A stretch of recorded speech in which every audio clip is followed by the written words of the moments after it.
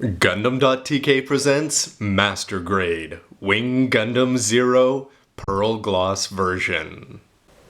Hey, what's up again, everybody? It's Robert184, 2Rs2Bs from GundamReviews.net, and as the heavy arms gets out of the way there, all the focus has to be on the Master Grade Wing Gundam Zero, the custom or the Endless Waltz version back there. You've seen everything from the unbox to the plates to the parts to the MS, good and bad. So let's hear a final verdict so that you can get an idea whether you want to pick up this already classic kit, perhaps in this Pearl Gloss variant. Now this guy has a little bit of a what me worry kind of look about him right now as I go into the negatives, but let's start with the first thing being that he just comes across as being a little bit small, and that is pretty normal for 1990s Gundams, and he is, because of the size of the wings, I think that they had to just sort of undersize his body overall just a little bit. The head looks very small, the legs look very small. When you see him next to the heavy arms, he just seems a little bit out of proportion, and that's just because he's got the massive wingspan, and that was the priority, I'm sure, when they went for the engineering. So big wingspan means they just have to size down the body a little bit. In terms of the actual top to bottom to top, in terms of some of the things that I don't really like, the legs are a little bit awkward here. Every once in a while when you go for a standing pose, it's going to be a little bit tricky to line up the knees. And that's only because they've got that double bend thanks to the transformation, or when you just want to seal them up, and of course that's used more for the bird mode of the regular Wing Gundam EW. Also, something that I'm not a big fan of at all is the fact that you've got the hip joints. They're just solid polycaps that you're just going to pop onto a solid ball joint there. And because of that, one of the things that this guy should be famous for is doing the one leg in front of the other pose, and I've tried to do that the best you can. But you can't really do that in the same way that you would be able to with a newer kit where you'd have a fancy hip mechanism. This one, just having ball joints, sort of is limited. Continuing on with that, the side skirts are not going to move up at all, so you can't expect anything like full skirts, and the legs wouldn't allow it anyway. And also the waist isn't going to turn very much. It does have double ball joints in and out, so you do have some posability off to the sides. Didn't really use that, but it's not going to have a pivot, which is something that some people like. Moving up on the chest, I'd say the machine cannons, or the Vulcans, or basically the machine cannons is the right term for it. But the ones up on his shoulders, first of all, they're not going to allow the shoulders to go up and down as we've gotten used to with newer kits. But the problem is that because of their colors with the silver on the blue, especially the metallic blue here of the Pearl Gloss version, you're not going to see them at all. Their gate is not going to open, you're not going to be able to see them, so I think it's something that you're never ever going to display. Just seems a little bit of a waste. The shoulders are also on a slide mechanism that's used for the transformation when you put him in his cocoon or whatever you want to call it. And because of that, they are just going to seem a little bit sloppy. It's very easy for them to become asymmetrical and one flopping off to the side.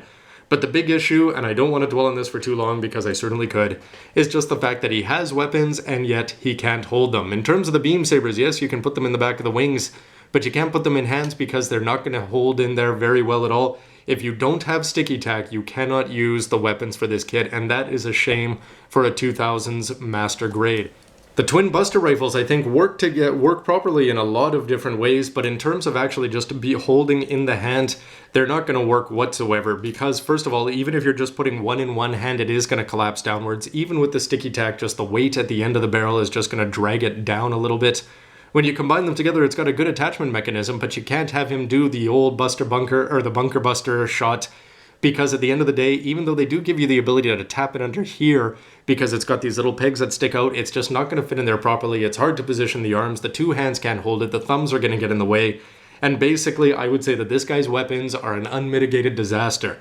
Moving on to the other big issue is just his wings, and these, you may have seen throughout that his wings were falling off all the time with just simple posing. Now, so far, I seem to have better luck with this guy than I do with my old one, but the things that I've noticed is that these ones here in the back, it's very easy for them to dislodge backwards when you're doing the posing, and the minute you do, they're just going to collapse downwards. But otherwise, if you do have them plugged all the way in, they do seem to stay in place pretty well. The feathers are going to collapse, they're going to fall off here at the drop of a hat. I've also had there's a small white piece inside the wings that keeps things bound together with the white and the pearl gloss parts. That thing falls off all the time. And basically, with these upper wings, they do seem to have they're holding on pretty well, but I think over time they're just going to get worse and worse, and you can imagine that these are going to be collapsing. And my old solution was putting in a whole wad of sticky tack inside the backpack and all four of the attachment points.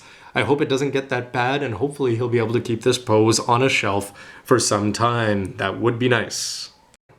And my complaint specific to the Pearl Gloss version here is, yes, you're going to have a little bit of tick marks and ugly gouges when you cut it off. Most of them are pretty well hidden and you can cover it up, but my big complaint is just the fact that you're going to have the white on the pearl gloss. 90% of the body is going to be pearl gloss. The inside of the wings aren't going to be really noticed there, but it's the hands They do have a cover there, and it just would have been nice because we've seen the feather tips done in pearl before with another variant, and it just would have been nice if they had done this one properly instead of having 90% of the white plates be done right and just 10% be done wrong.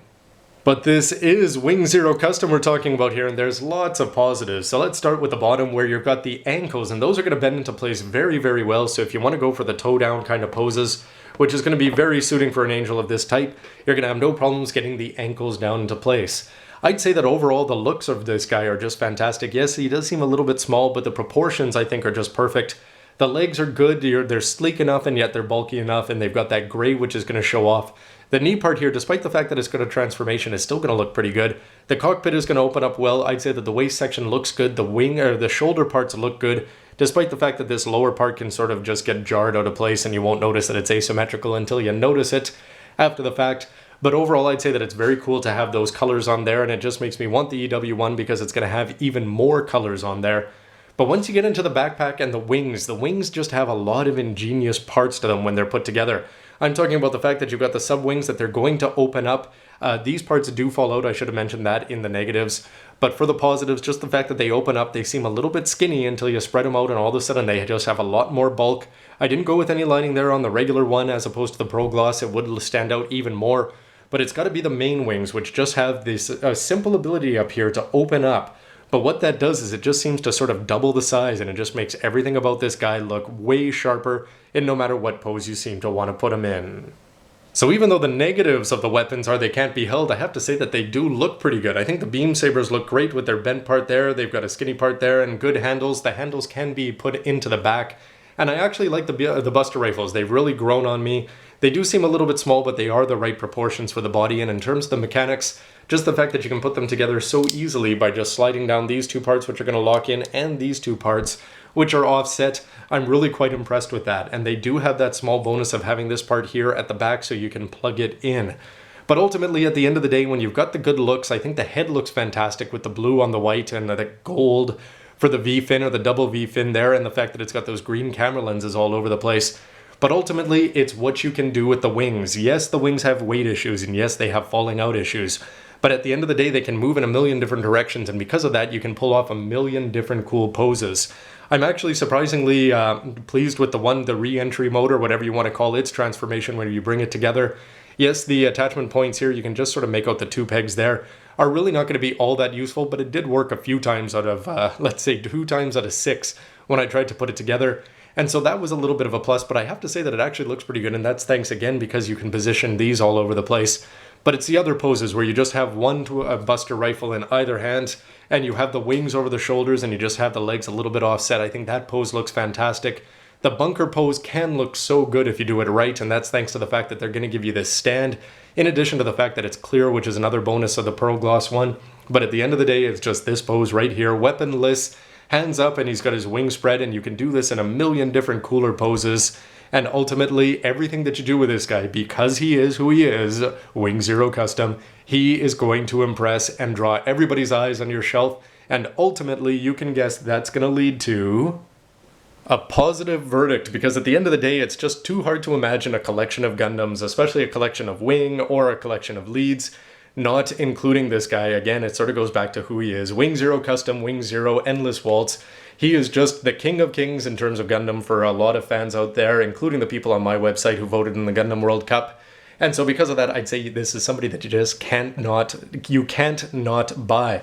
So in terms of the problems, yes, you can fix up a lot of them in terms of just sticky tack. You shouldn't have to, but then again, the pros of this guy, he's going to frustrate you incredibly when you're trying to get him into a pose, but once he's there, and if he'll stay, and that's a big if, he's basically going to be the coolest Gundam I think that you can have on display. Now that's subjective, but I think a lot of people out there would agree with me, and just the number of dynamic poses are going to look incredible. In terms of the Pearl Gloss version, I'm a real fan of this. I'm not usually a big fan of variants, but I think that the Pearl Gloss one suits this angel motif a lot better than it would a lot of other white Gundams. I also like the red and the blue and the yellow or the gold there. I think that it's actually a really nice combo. So I'm sort of pleased to have this now in regular one. This one unlined is going to look quite different from the regular one when it is lined. But I'm happy to have this kit in a variation. I'm happy to have a variation specifically of this one. And I think that the Pearl Gloss is something that I would keep an eye out in terms of other Gundams in the future. But I think this is probably the best fit in terms of that for me. And something else to bear in mind with that verdict is that this master grade, despite the fact that it's pretty old, is just so much better than the perfect grade. Now, I haven't built the perfect grade, so I can't say that it's a terrible build or anything like that, but the proportions of it are terrible. I've seen it on display in person, painted and on, and it looks just terrible. And the proportions of the master grade capture the power of the anime, and ultimately that's the most important thing. Never mind the fact that this thing seems to have a lot more gimmicks. So the future, the big question is, where is Wing Zero anime version? Well, I'd imagine that we're going to be getting all the EW kits from the manga or from the postcard or whatever Katsuki Hajime put out when the OVA came out. We've gotten all of those. We should be getting these in green and the variations from the OVA, and I suppose at the end they would be giving us an OVA version. Now, at the end of the day, would they possibly remold that to make a 2.0 of this? Probably not. This is going to be one of the most produced kits when you see Bandai putting out their list of what they're producing every month. This one's on there month after month because it just sells, I'm sure, like hotcakes. I don't think we'll be getting a 2.0, but then again, what about a real grade or something like that down the line? A perfect grade 2.0 would be nice, but then again, that just seems to be a dream. Anyway, everybody, these are all just my opinions, and I'm sure that you've got your own. Wing Zero Custom has a lot of lovers and haters out there, so why don't you let me know what you think of this kit, the Pearl Gloss version, and my review and thoughts on this, so that other people can see a whole plethora of opinions down below. Anyway, always love to hear from you, and stay tuned for lots more kits, and I can't wait if they put all of these out in the OVA form. I can't wait to have all 5 of the boy band all put together in the proper colors. Anyway, thanks for watching, everybody. See ya.